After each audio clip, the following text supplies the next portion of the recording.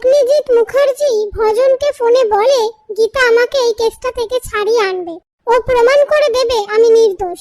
ভজন বলে গীতা কিচ্ছু প্রমাণ করতে পারবে না, এই কেসটার কোনো মেরিট নেই। অগ্নিজিৎ মুখার্জি বলে দেখা যাক কি হয়, এই বলে ফোনটা রেখে দেয়। তারপর গীতাকে ফোন করে বলে মেয়েটিকে উদ্ধার করা হয়েছে। গীতা বলে হ্যাঁ, মেয়েটিকে উদ্ধার করা হয়েছে, আপনাকে একটা কথা বলছি মন দিয়ে শুনুন। এই বলে গীতা তার প্ল্যানটা অগ্নিজিৎ মুখার্জিকে বলে ফোনটা রেখে দেয়। এরপর অগ্নিজিৎ মুখার্জি কোর্টে আসলে ভজন আর কিরণকান্তি ব্যানার্জির সাথে তার মুখোমুখি সংঘর্ষ হয়।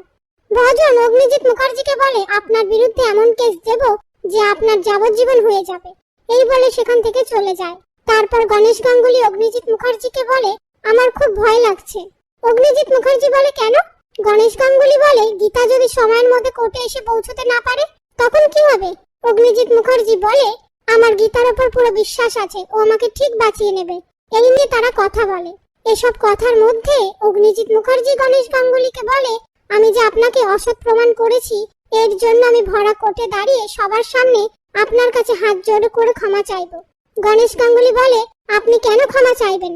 আপনাকে আর গীতাকে আমি দূর থেকে দাঁড়িয়ে দেখব, আমার গর্ব হবে যে গীতা আমার মেয়ে।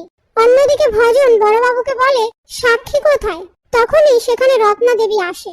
এরপর সেখানে অগ্নিজিৎ মুখার্জি এসে ভজনকে নির্বোধ বললে ভজন রেগে গিয়ে অগ্নিজিৎ মুখার্জির ওপর চিৎকার করে ওঠে। অগ্নিজিৎ মুখার্জি বলে তুমি শুধু নির্বোধ নও, তুমি একটা পাক্কা মূর্খ, তার সঙ্গে তোমার এই সঙ্গীটি।